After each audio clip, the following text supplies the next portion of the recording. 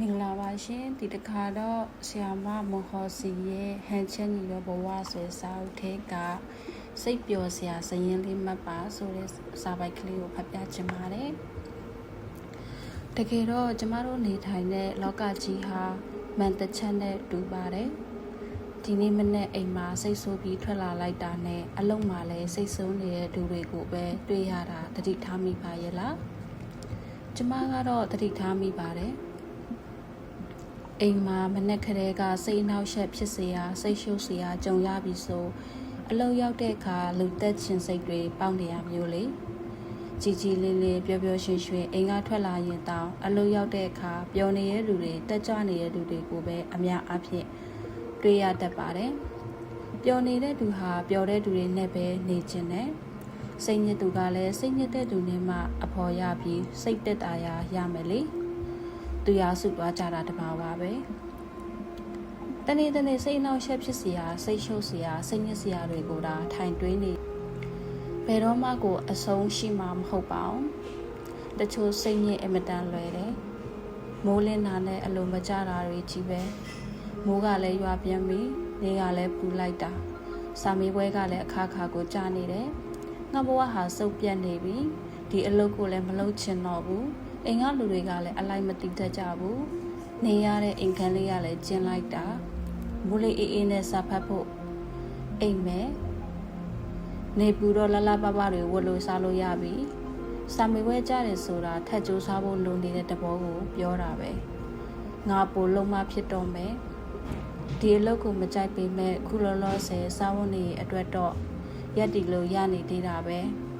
အိမ်ကလူတွေလည်းသူတို့ဘဝနဲ့သူတို့ရှိနေလို့ပါသူဟာငါမှမဟုတ်ပဲအိမ်ကန်းလေးကျင့်မိမဲ့နေလို့တော့ရသေးတာပဲဒီလိုပြောင်းပြီးတွေးကြည့်မယ်ဆိုစိတ်တက်တရားရသွားတာကိုတွေးရမယ်ခုနတုန်းကလောက်စိတ်မညစ်တော့ဘူးစိတ်ပြေလျှော့စေတဲ့အတွေးတွေကိုရှောင်ပြေတက်လာတယ်ဒါကြောင့်လူတွေမှာအဖြစ်အပျက်တွေထဲအဲ့ဒီအဖြစ်အပျက်တွေကိုဘယ်လိုတုံ့ပြန်သလဲဆိုတဲ့စိတ်ချတွေကပိုရေးကြည့်ပါတယ်ကိုပြောရှင်မှုအတွက်ကသူများကိုအားကိုးနေလို့မရဘူးသူများအပေါ်အပြစ်ပုံချနေလို့လည်းမရဘူးကိုပါတာကိုစိတ်ကိုနေတတ်အောင်ဘယ်လိုတွေးရမလဲလို့စဉ်းစားဖို့ပဲရှိတယ်ပျော်အောင်နေဖို့ကိုဆုံးဖြတ်ပြီးနေရမှာပဲနေ့တိုင်းမှာစိတ်ညစ်ရတဲ့စရင်နဲ့စိတ်ပျော်တဲ့စရင်ကိုချရေးကြည့်ရင်စိတ်ညစ်ရတဲ့စရင်ကတော့လွယ်ကူကူပဲပြည့်သွားတာကိုတွေးရလိမ့်မယ်စိတ်ညစ်စရာတွေကလောကကြီးမှာပုံများနေတတ်ပါတယ်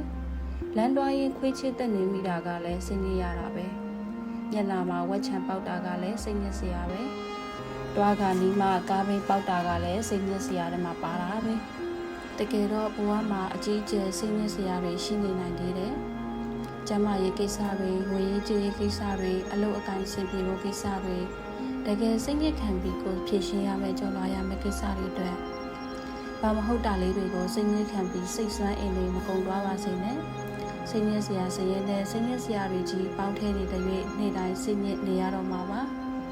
ပန်းကလေးတွေပွင့်တာကိုကြည့်ပြီးခဏလောက်ဖြစ်ဘာကြောင့်မပျော်ရွှင်နိုင်ရတာလဲအမေပြင်ဆင်ပေးတဲ့မနက်စာကိုစားရင်ကောင်းလိုက်တာကျေးဇူးတင်လိုက်တာဆိုတဲ့စိတ်နဲ့ဘာလို့မပျော်ရွှင်နိုင်ရတာလဲ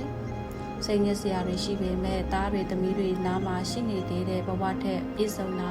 ပျော်စရာကောင်းတာပဲရှိပါတော့လေတတိမထားမိလို့ပါလူတွေမှာမရှိတဲ့ကြားကနေရှိနေသေးတဲ့အရာတွေရှိကြတယ်